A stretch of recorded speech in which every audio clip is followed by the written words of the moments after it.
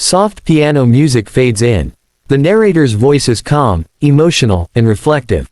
Welcome to Heart of the Guardians, a place where stories touch the soul and remind us of the quiet miracles that live in ordinary moments. If you've ever believed that love can reach across time, that kindness can still surprise the weary heart, then this story is for you. It started on a chilly afternoon, in a quiet park tucked between tall, whispering trees and old brick houses. The kind of park people walked through without thinking much about it, a shortcut to somewhere else. But for one man, it wasn't just a park. It was a waiting place. He sat on the same bench every day. His coat, a little too big, his hat pulled low. He wasn't a man you'd notice right away. He didn't make noise, didn't move much, just sat there, his hands folded over a worn leather bag resting on his lap. Sometimes, he looked up when someone passed, as if searching for a familiar face. Most of the time, he just stared ahead, at the empty swing, at the leaves dancing on the breeze, at the world that kept moving when he didn't. People had gotten used to him. The joggers, the dog walkers, the mothers with strollers. They'd whisper, "He's always here," but no one stopped to ask why. Maybe they thought he was lonely, or maybe they were afraid of finding out. But on this particular day, something was different. A small boy, maybe 6 or 7 years old, wandered into the park. His mother sat a few yards away, reading a book under a tree. The boy had a red ball in his hands, the kind that bounced too high and always rolled away. It slipped from his fingers, rolled across the grass, and stopped right at the old man's shoes. The man looked down. The boy froze, unsure if he should approach. But the old man's eyes softened. He bent down slowly, picked up the ball, and held it out. "Here," he said, his voice low and gentle. "Thank you," the boy replied, taking it. He hesitated, his young mind curious. "Why are you sitting here all by yourself?" The man smiled faintly. "I'm waiting," he said. "For who?" The man looked toward the path that led out of the park. "Someone very special." The boy's eyes widened. "Your wife?" The man shook his head. "No, not my wife. Your daughter." The man paused, and something flickered in his eyes, a mix of sadness and warmth. "Something like that." The boy looked puzzled but didn't ask more.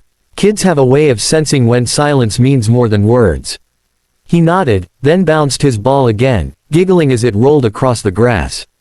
But something made him keep glancing back at the man, as if drawn to the quiet mystery sitting on that old wooden bench. As the afternoon sun dipped lower, the park began to empty. The boy's mother called out, "Eli. Time to go." The boy turned to leave, then stopped. He ran back to the old man. "Bye, mister," he said cheerfully. "I hope she comes soon." The old man's lips trembled into a small, grateful smile. "Thank you, son." When they were gone, the man reached into his bag. Inside were a few old photographs, edges curled, colors faded. He took one out. It showed a young woman, smiling wide, her hair blowing in the wind. Next to her was a little girl, maybe 5, holding a red ball. He traced the girl's face with a trembling finger. "You'd be her age now," he whispered. That night, he stayed longer than usual. The streetlights came on, painting the park in a soft golden hue. He didn't move until the cold finally reminded him he was still alive. Then, quietly, he stood, tucked the photograph away, and walked home through the empty streets. His apartment was small, filled with memories, a child's drawings framed on the wall, an old teddy bear sitting on the couch, and a vase of wilted flowers that he couldn't bring himself to throw away. On the table, a calendar hung open, but the days were all the same. No markings, no plans, just empty squares of time. Every morning, he woke up at 6. Made tea for 2. Poured 1 cup, then placed it across from him at the table. He never drank it. Then he'd get dressed, take his bag, and walk to the park. It had been like this for years. Back in the park, the same boy came again a few days later. He saw the old man and ran over with excitement.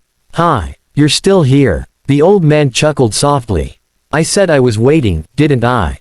The boy sat beside him without hesitation. "Who are you waiting for again?" The old man looked out over the field. "Someone who promised to come back." The boy frowned. "Did she get lost?" The man thought for a long moment. "Maybe. Or maybe life just took her somewhere far away." The boy kicked at the dirt, thinking hard. "My dad says when people go far away, you can call them on the phone." The man nodded. "That's true. But sometimes, the people we miss don't have phones where they are. The boy tilted his head. Like heaven. The man smiled, the kind of smile that hurts and heals at the same time. Yes, like heaven. The boy's eyes softened, as if he understood more than a child should. I think she still sees you, he said quietly. My grandma says people in heaven look down at us. The old man's throat tightened. He wanted to speak, but no words came. He reached out, gently patting the boy's shoulder. You're a wise little man, you know that. The boy grinned. That's what Mom says when I remember to brush my teeth. They both laughed. For a moment, the park didn't feel so lonely anymore. Over the next few weeks, they met often. The boy would play while his mother read nearby, and the man would sit on the bench, watching, smiling when the boy waved. Sometimes they talked. Sometimes they just sat quietly together. The man learned that the boy's name was Eli, that he loved drawing dinosaurs, and that his father worked far away. The boy learned that the old man's name was Samuel, and that he liked feeding birds. But Samuel never told him who he was waiting for. One cold morning, the bench was empty. Eli ran to it, expecting to see the familiar figure with the old hat and kind eyes, but he wasn't there. He looked around the park, frowning. His mother noticed. Looking for your friend, she asked. Yeah, Eli said softly. He's always here. She smiled gently. Maybe he's just taking a rest. But the next day, and the next, the bench stayed empty. A week later, Eli saw someone sitting there again. His heart leapt, but as he got closer, he realized it wasn't Samuel. It was another man, younger, reading a newspaper. Eli sat on the grass nearby, disappointed. He didn't understand why it felt like something important was missing. Then one afternoon, as the wind picked up and leaves scattered across the path, Eli saw a familiar hat. Samuel! He shouted, running up to him. Samuel looked up, surprised, then smiled. Eli, you've grown taller already. You were gone. I thought maybe. The boy stopped himself, unsure what to say. Samuel nodded slowly. I wasn't feeling well. The doctors said I should stay home for a while. Are you okay now? I'm trying to be. They sat in silence for a while. Then Eli looked up at him with that same curious innocence. Did she come back while you were gone? Samuel's eyes softened. Not yet, my boy. But sometimes, when I dream, I see her running across this park, laughing. It's enough to keep me waiting. Eli thought for a moment. Maybe I can wait with you. Samuel smiled. I'd like that. The sun dipped behind the trees as they sat side by side. The boy talked about school, about his dog, about the drawing he was going to make that night. Samuel listened, his heart warming with every word. For the first time in a long time, he felt something shift, not the return of what he lost, but the quiet gift of what he'd found. Weeks turned into months. Seasons changed. The park's trees grew heavy with snow, then burst into bloom again. Samuel aged, his steps slower, but his spirit lighter. The boy grew taller, his laughter louder. One spring afternoon, Samuel brought something with him. A small box wrapped in faded paper. He waited until Eli came running over. This is for you, Samuel said. Eli looked at it curiously. What is it? Something that belonged to someone very special to me. Eli opened it carefully. Inside was the same red ball from the photo, worn but still bright.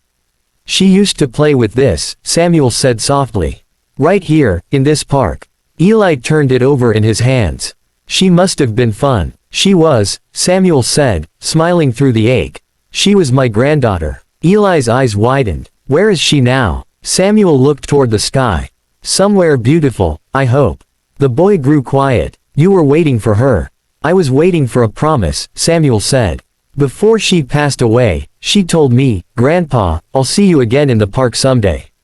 So I kept coming, just in case. Eli's throat tightened. He looked down at the ball, then back at Samuel. Maybe I was supposed to bring her to you, he whispered. Samuel blinked, surprised. What do you mean? My mom. Eli hesitated, then called out, Mom. Come here. His mother looked up from her bench and walked over. The moment she saw Samuel, she froze. Her breath caught. Mr. Harper, she whispered. Samuel's heart stopped. He hadn't heard that name in years. Emily. His voice trembled. Tears filled her eyes. I thought you were, after the accident, He stood slowly, disbelief washing over him. Emily, my little girl. She nodded, tears streaming down her cheeks. I never stopped coming here. Just not at the same time. Eli looked between them, confused. You know each other. Emily knelt down beside Samuel, holding his hands. Dad, this is your grandson. Samuel's eyes widened, trembling as he looked at Eli. My grandson. Eli blinked, unsure, then whispered, You're my grandpa. Samuel couldn't speak. He just pulled the boy into his arms, holding him tightly as tears ran down his weathered cheeks. Years of waiting, of hoping, of loss, all melting away in one impossible, perfect moment. The park was silent except for the sound of the wind through the trees, and the soft, broken laughter of a family finding its way back to each other. Later that evening, as the sun sank low and painted the sky gold, Samuel sat on the bench again, but this time, he wasn't alone. Emily sat beside him, her head resting gently on his shoulder. Eli played nearby, tossing the red ball into the air, his laughter echoing through the park. Samuel looked at them both, his heart full. She kept her promise, he whispered. Emily turned to him. Who? He smiled faintly. Your little girl. The one who said she'd meet me here again. Emily smiled through her tears. Maybe she brought us back together. As twilight settled, the park lights flickered on. For the first time in many years, Samuel didn't watch the path hoping for someone to appear. Instead, he watched his daughter and grandson, knowing that what he'd been waiting for had finally come, not as he imagined, but in the most beautiful way possible. Soft piano music swells gently. The narrator's voice returns, quiet and warm. Sometimes, waiting isn't about who we lose, but what we find along the way. Sometimes, love keeps its promises, even when time tries to make us forget. This was Heart of the Guardians. If this story touched your heart, remember to share it, because somewhere out there, someone is still waiting to be reminded that love never leaves completely. It just finds new ways to come home.